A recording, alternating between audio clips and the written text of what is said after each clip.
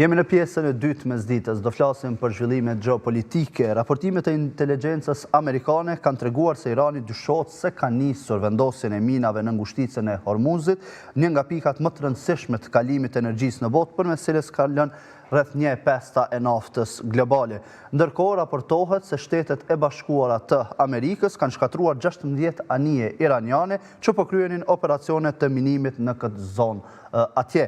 Në anën tjetër, situata ka ngritur shqetësime të mëdha për sigurinë dhe stabilitetin e furnizimit global me energji.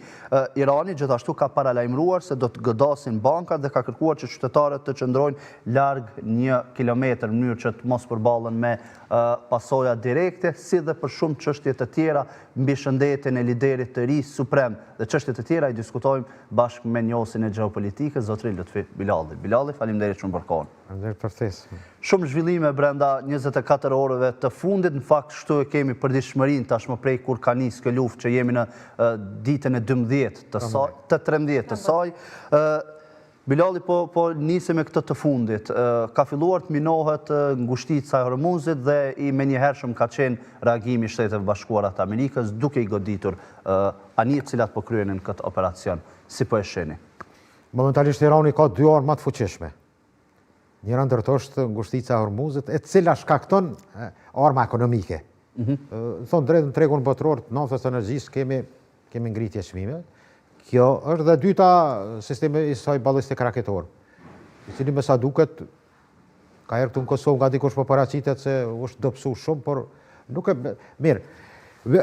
Minimi i tij ka qenë i planifikuar edhe më herët, ka pas informacione që armata amerikane Marina ka goditur disa anije të cilat e kanë një farë, më të thonë, lloj motoskafësh të cilët janë në shpejtësi depërtojnë, por janë të specializuara për vendosjen e minave.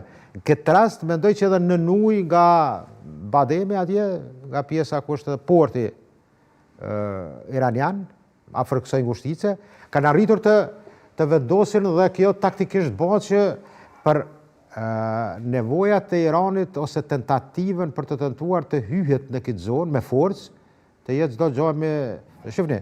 Kjo pjesë i ka dikon 20 mile gjënsi. Këto ku përshovën këtë brinin atje pjesën e ku duket randi, do të është 50 kilometrësh apo 20-21 mile. Dhe kjo paraqet momentin me cilën Irani realisht e di ku di me prek.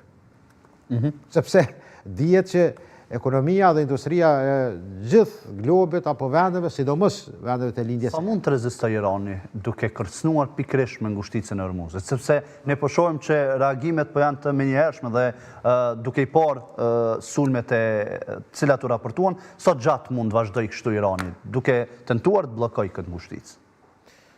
Mund shkon gjatë. 6 muaj, 1 vjet, 2, 3. E çfarë do të thoshte kjo pastaj për ekonominë? Jo, nga se po flasun ato çka ulëmtoj, çka shoh nga të dy palët, edhe ata që janë pak a shumë neutral, shifet që sistemi mozaiku i mbrojtjes së ashtu quajtur i Iranit ka arritur të bëjë shpërndarjen në 31 degëzime të forcave të Gardës Revolucionare Islamike dhe të ushtrisë, të cilat kanë autonominë, sovranitetin e plotë të përdorin dhe pa urdhër nga lart. Ka arritur të bëjë kjo, bili mendoj që pyetja juaj sa shkon larg. Është një luftë mendoj që askush nuk dëshiron ta paraqet si lloj Vietnami, që ka zot me decenie. Ne kam mbush një decenie me lufta Vietnam-Amerikë në vitet 60-ta. Dhe mund të kemi një skenar të tillë. Realisht, Irani e ka, këtu me duket që pak a shumë, këto që me thojnë edhe perëndimort, se po e shkuptohem ka edhe në opinion, ma se nuk pe thomë, perëndimort nuk e njohin mirë Iranin. Këto është defekti. Dhe thotë është një popull që bën, e ka të zhvilluar mitin e vetëflijimit. Sot pak në botë ki që njerëz, thëmë drejten, shkojnë me vullnet të hynë luftë dhe desin. Te këta ekziston ky mit që nga revolucioni, mund të thëmë edhe ma herët nga jo kulturë dhe civilizim ta quaj kështu, sepse botës civilizimi persiani ka dho shumë. Bili, edhe në kuadër të islamit, mund të thëmë, ata që janë komentatorët, por edhe hadithet, ose persona që janë hadithlinta që i kështu, janë më të njohur persian se sa arab. Do thotë kultura dhe civilizimi i tyre është i njohur, por në aspektin praktik të situatës operative në teren, Amerikanë kanë arritur ta godasin, thoya ta shkatrojnë marinën, pastaj mbrojtjen kundër ajrore dhe shumë njësit të cilat realisht janë mundesh me thotë në nivelit tani më të shkatruar. Këto janë pamjet të cilat u publikuan pikërisht nga autoritetet e Shteteve të Bashkuara të Amerikës ku shihet gjatë kohës së sulmit. Këto janë pra anijet të cilat edhe u sulmuan. Të thëmë, e para është në luftën në Irak, sa pa të fillu teknologjia live, nga goditja të jepen filma video. Me duket kësaj radhe këtu ka shumë ma pak materiale. Pse mendon Bilal se? Po mendoj se është e rrezikshme, shif. GPS i kinez ka një përdorim. Këto shumë njerëz nuk e. Kina ka strategjinë heshtje. Edhe komplet Kina është njëron sidomos sa i përket elektronikës. Dhe kjo për shembull ka qenë e vala me Kabar 4-shin. 80 bomba shpërthyese mbi Tel Aviv kanë qenë para 4 nete. Dhe kjo arrihet bëhet me ndimin e GPS-it kinez, satelitëve kinez. Me qenë se edhe Irani ka në hapësirë satelit. Ka arrit për shembull në kohën e fundit ka pas 2 ngritje në hapësirë. Dhe kjo e tëra tregon që kemi një situatë e cila jo që humb Amerika. Nuk është Tajran del humbs. Por nuk e fiton luftën. Por mendoj që është një test jashtëzakonisht i fortë për palët kundërshtare të Amerikanëve. Rusët ka pas një reagim të Amerikanëve, edhe vetë Trumpit, që Rusët flitet që janë të involvuar në ndihmën në proksin ndaj Iranit. Do thotë telefonata një orëshe që ka qenë, para 2 nete, para 2 dite. Një orëshe ka qenë, nuk dihet cili ka insistu. Burimet janë që Trumpi ka kërku nga Putini ta ketë një telefonat. Dhe ka refuzuar duket me sa duket ndërmjetësimin. Jo tregon që është një situatë që kanë dëshirë që ta lodhin Amerikën, edhe Kina dhe Rusia. Bile ta testojnë që unë mendoj që në këtë javë mund të kemi edhe invadim në Tajvan. Sepse një situatë e përkeqësuar në këtë rast dhe një angazhman komplet e 1/3 së marinës amerikane për kinezët në paqësor, në detin jugor kinez dhe invadimin në Tajvan mund të jetë edhe pse ka shkelet hapësirës ajrore jashtëzakonisht të shpeshta këtë ditë. U thoni se kjo mund të ndodhë në javët në vazhdim?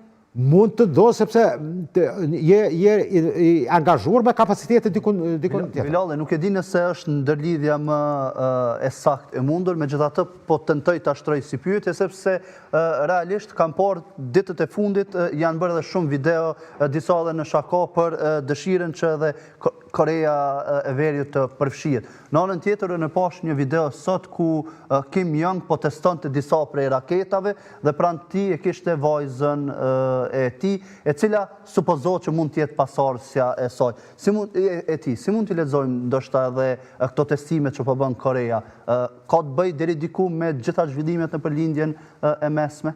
Ka, tash, kemë kone edhe të një lufte të eger, kështu të gënjeshtrave. Fjalla pjenë, për shambull, kemi ljungë, ka që une mund të ratoj Izraelin shumë shpejt. Të javë dërgoj një raket... Po, pikrish për këtë për... Jo, nuk e besoj. Ky është një farloj Mujabe, si djali Omejinit që ka pas babën e vetë, jashtëzakonisht ka qenë agresiv dhe në zhvillim programin bërthamor. Po ky ka dalë edhe më i rrezik shumë. Edhe për lëvizjen që mund të jetë pastaj pushtet vajza ati, është heret. Është jashtëzakonisht ende moshë e re. Megjithatë raportohet se në gjitha ushtrimet ku ka të bëjë me forca ushtarake, pranë ka edhe vajzën si adoleshente. Ai s'ka besuar edhe në pjesën e ngushtë që ka pas familje për pos vajzës. Po. Por një logjik që duhet ta pranojmë gjithë. Ai vend që ka koka bërthamore ai nuk sulmohet. Pra në këtë aspekt, po. Sot të posedosh atom do thot siguri.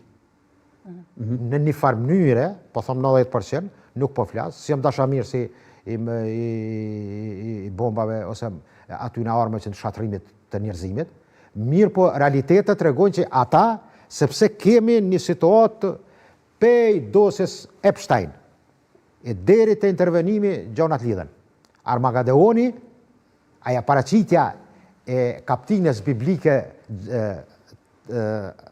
të gjonit 16-16, proklamuat nga ungjillorët dhe sionistët për të zhvilluar këtë luftë. Bili të ushtria atyre jipet që keni hyrë në mision fetar. Dhe kjo është e trishtueshme se ku ka hyrë njerëzimi. Dhe mendoj që në këtë drejtim edhe citatat e shumë. Dhe për më në pore Kinën edhe Rusinë, me duket Napoleoni e ka një fjali, një citat shumë interesant. Knaqo dhe lere let gabon armiku. Dhe këta kanë dëshirë Amerikën të alon kështu, kinest. Dhe këtu është poenta. Po për të përfunduar, në Iran kemi një ndryshim dhe ardhën e një ajetollahit të ri, djalit, i cili realisht mund të jetë Kim-il-juni, i Koreas së Veriut. Po flas, po kthej, kështu po bëj një farë metafore, që mund të jetë ai i cili mund të jap fetfan apo ligjëratën për të arritur kokën bërthamore. Po që se arrijet që unë besoj do të kem episoda treta të një lufte prapë. Pauzë mund të kem një deri në 2 vjet, pastaj të rifillon prapë një luftë e re. E qartë. Bilali, të kalojmë tek një çështje tjetër. Ditë më parë Izraeli kishte bërthirrje që kushdo që zgjedhet lideri i ri suprem i Iranit të vritet, ndërkohë që raportimet e fundit thonë se edhe Mojtaba Khamenei, pra lideri i ri i zgjedhur, është i plagosur. Ka pas informacione edhe para 4-5 dite dikon. Para se marrë me inaugurimit ti të bëhet në mënyrë pak më shpejt procedurë për shkak të frikës që mund të goditet. Do është ato incizime kur paraqitet ai në një spital vizitë të plagosurve, do është janë bo ma herët. Bon incizimet, gjerimet ma herët, pastaj ipen ma bon sepse kuptohet të gjitha kodimet që bën dhe kjo u tregue që e sqarojmë edhe pak tash. Po, sepse dua të dalë pastaj tek. Mendoj që Mojtaba është një figurë që ka pas probleme edhe me babën e vet kur u zgjedh tata natën. Sepse nuk e ka pas atë titullin që supozohet për të arrin Ajatullah i Madh. Mirë, po pastaj bën ndryshimin e kushtetutës e Iranit që mos kërkohet ky parakusht. Mendoj që është mia i dytë, pe 4 vëllezër, 2 motra, ka psuar gjatë asoj ditës së shtunës së fillimit të invazionit. I ka shku baba, nona, gruaja, motra, dhëndre dhe nipi. Do thotë një pjesë e familjes ka qenë e goditur në atë serinë e parë që është bërë qysh të shtunën, me 28 shkurtit. Por ka shënime duket që këta janë kuadra që linin në Koma. Në Koma është një qytet 150 kilometrash, të gjithë elitat fetare shiite arrin që të kryjnë, më thëmë këtu, testet e para të besueshmërisë. Po të lidhi shumë atë është një fanatizëm i tillë të këto elita dhe sidomos pasuesit e tyre, siç janë ushtria apo policia e popullit, që në këtë fazë paraqet një trashëgimi që Trumpi ka fol fjali që nështë do marrë pjesë në zgjedhjen e Ajatullahit të ri, ka pas thënë duket para 4-5 dite. Dhe kjo tregon që Trumpi ka pas dëshirë të vijë ndoshta një figurë ma reformatore brenda, sepse është një farë luftë për pushtet edhe brenda ekipit të mullave, ose asamblesë ekspertëve. Kur të zgjedhet Ajatullah i ri, është dhe aja konsult bëhet, në islam quhet edhe shura, konsulta, e cila bëhet për ardhin e liderit. Bile kjo konsulta ndonjëherë ka të tipare shumë interesante.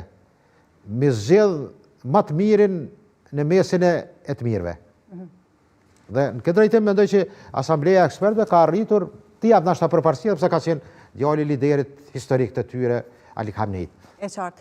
Bilali, të dalim pak të sqarojmë edhe nuk ka informacion a është sakt plagosja e tij apo jo. Nuk ka saksi. E thash dhe unë se nuk ka saksi. Mund të jetë edhe rënë i plagosur, por ende saksi nuk ka verifikim. Ashtu ka pasur raportime nga mediat. Megjithatë, të kalojmë të sqarojmë Bilali edhe çështjen se kush është Mosadi dhe goditja ndaj 48 liderëve iranian. Kjo mendoj që të folësh për një organizatë e cilat shërbimit mund të thëmë të nivelit klasës 1, momentalisht, edhe pse nuk është fantom i tillë i cili është i pa. Qërë, në këtë botë çdo gjë ka fillimin edhe mbarimin. Nuk është e përkryer asgjë.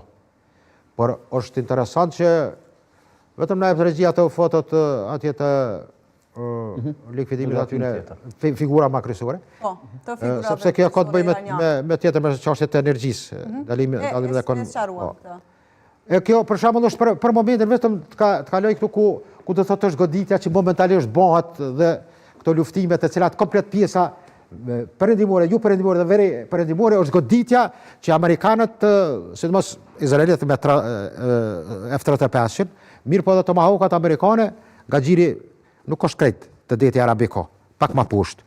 Marinat edhe Abraham Lincolni, që bojnë goditje dhe mund është me thonë janë përmi 2-3 mijë caqe që janë godit në Iran. Dhe kjo kryesisht ka të bëj me infrastrukturën që thamë ushtarake dhe goditja më e madhe konsiderohet që me qëllim është bërë në jug dhe të pjesa e porteve të cilat kanë lidhje me pikën strategjike të Hormuzit. Pjesë tjera goditjet janë bërë, mund të thëmë, që nga fillimi i luftës dhe janë përsëritur bazat e tilla. Problemi i strategjisë ushtarake amerikane dhe izraelite është me pjesën e Zogorosë, e cila këto male deri afër këtu janë përmi 1200-300 kilometra. Janë të jashtëzakonisht të rrepta në relief që nuk është i njohur edhe për shumë kohë.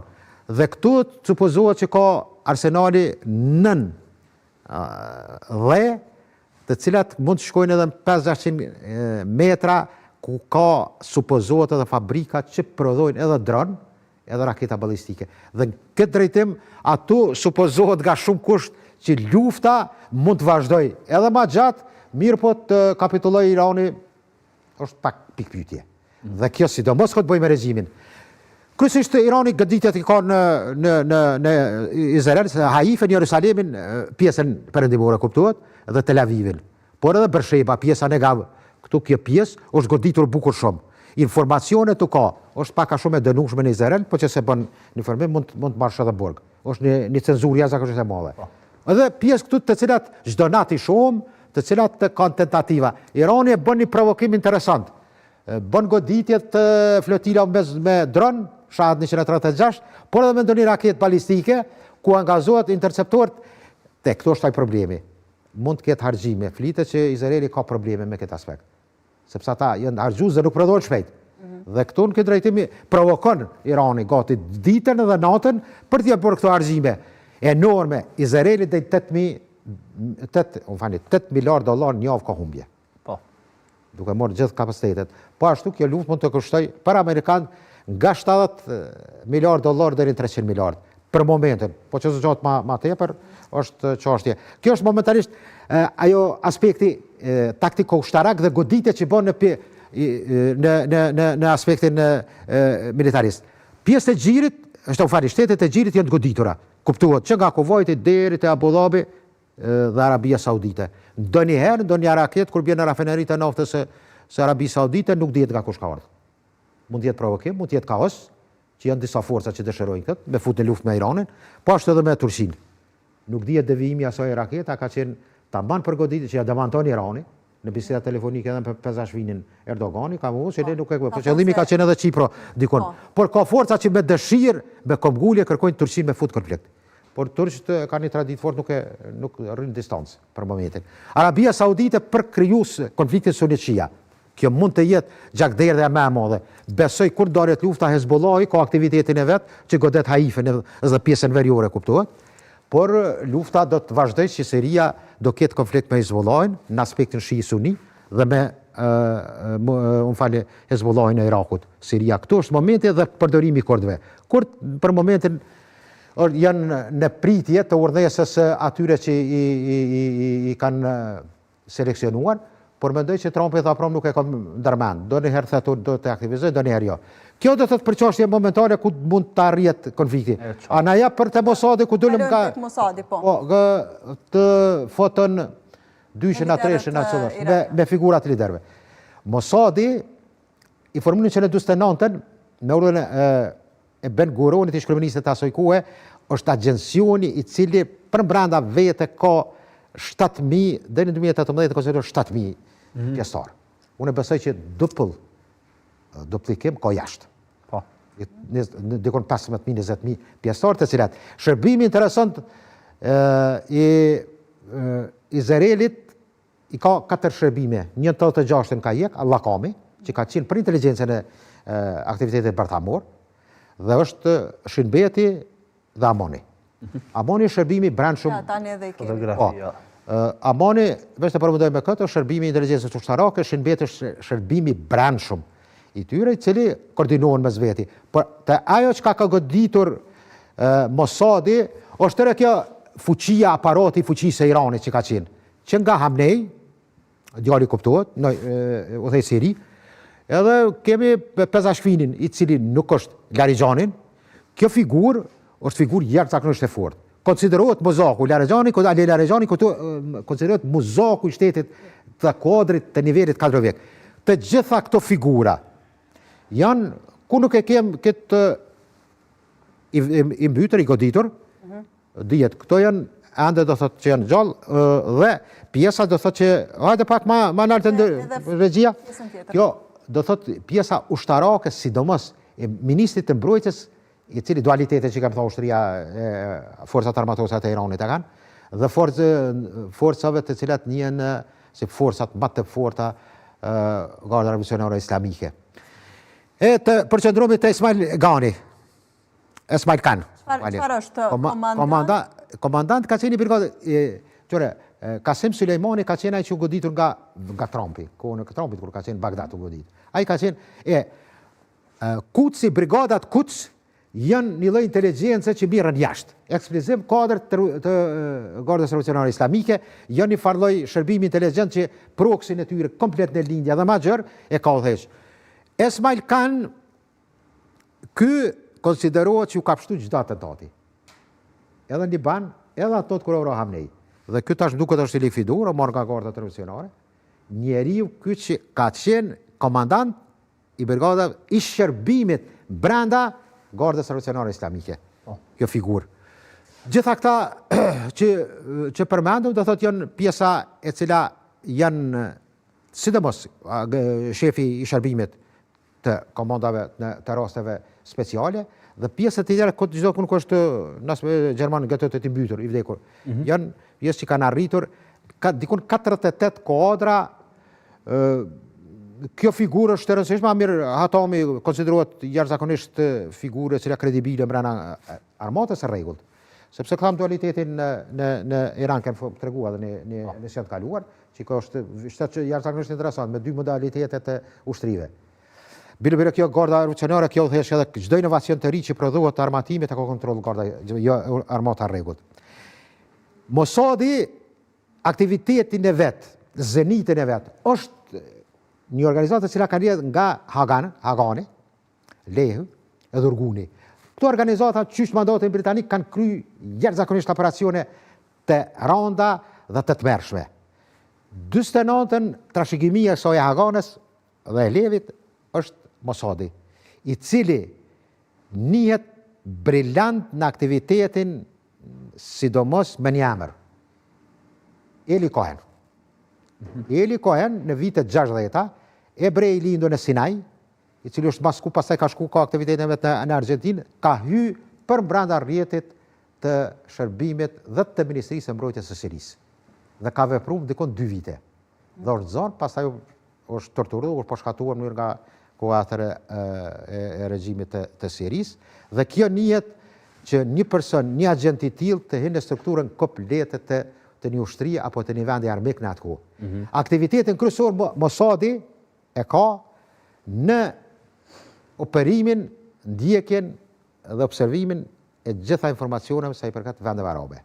Edhe jashtë vendeve arabe është ai momentumi kur ka arritur të marrë programin e çuditshme ka qenë mes vitit të ri, edhe dikun mes Kërshëndella dhe vitit të ri, kur e ka marrë komplet programin bërthamor që kanë vjedhur ta çështo në Francë. Dhe ka qenë aksion brillant i tyre.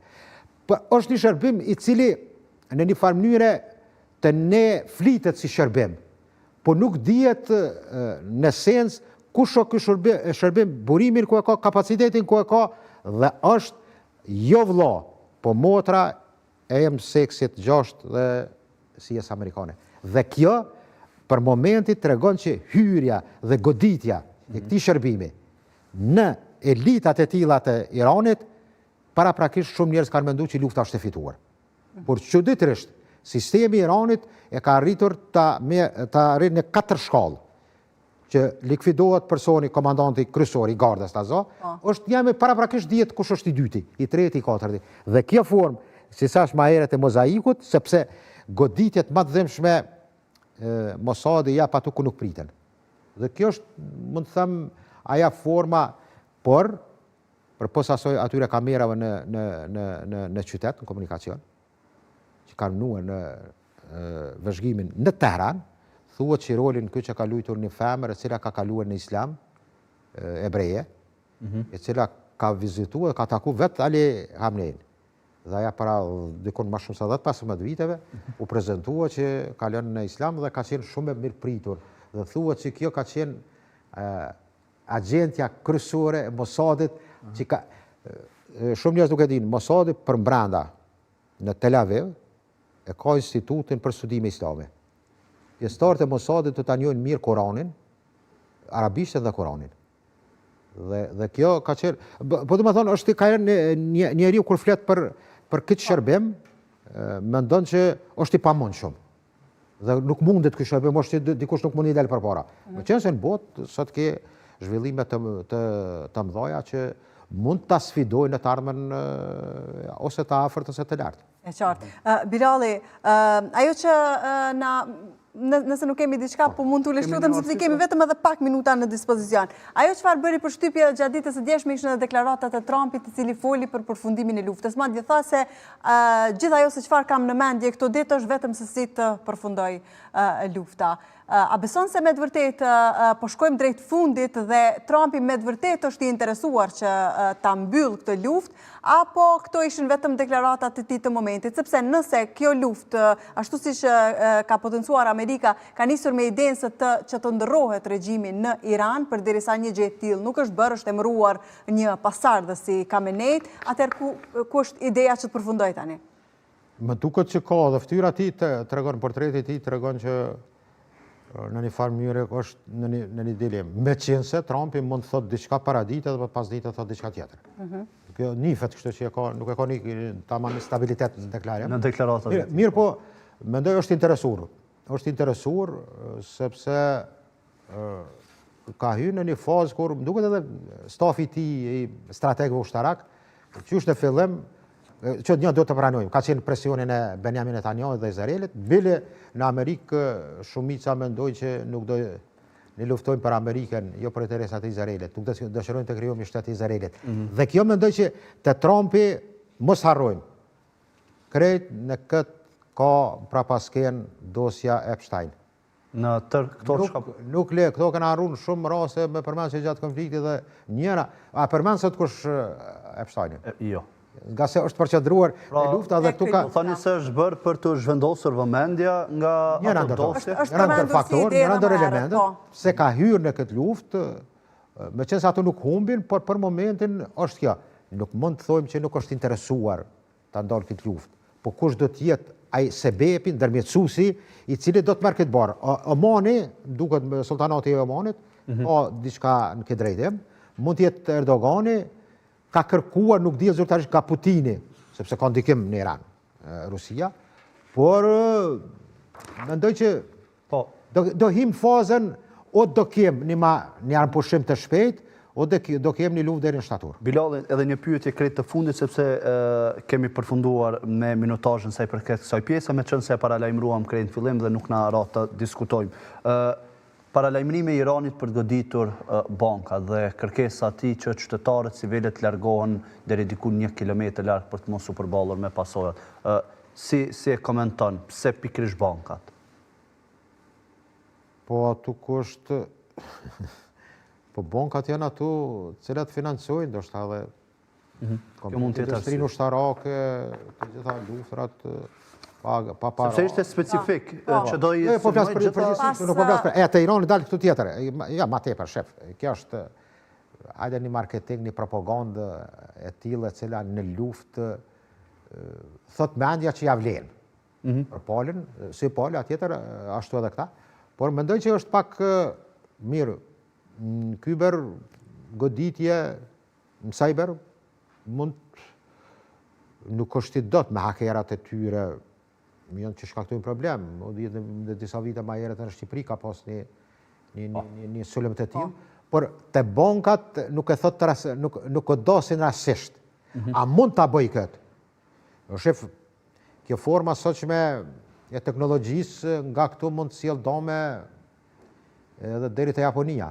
Po që se ka asi memorie dhe arrin nivelin e tillë. Por besoj që tham shkurt ma tepër në këtë drejtim do shta ka është një farloj lufte hibride e cila hajde për lufte një kohije. Bilali, të falenderojmë shumë që ishe sot në studion e Mesditës. Asi me ju. Faleminderit shumë Bilali për kohën dhe gatishmërinë që janë gjithmonë pjesë e Mesditës, ndërkaq nga këtu ne